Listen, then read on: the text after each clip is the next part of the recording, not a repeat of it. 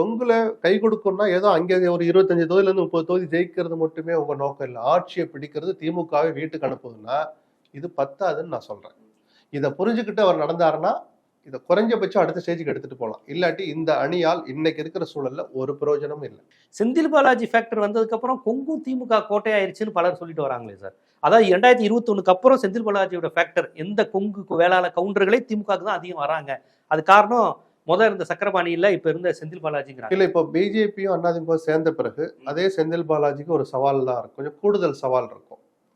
ஏன்னா ரெண்டு பேருமே இயக்க ரீதியாக வலுவா இருக்கிறவங்க சட்டமன்ற தேர்தல் வரப்போ கொஞ்சம் வேகமா வேலை செய்வாங்க.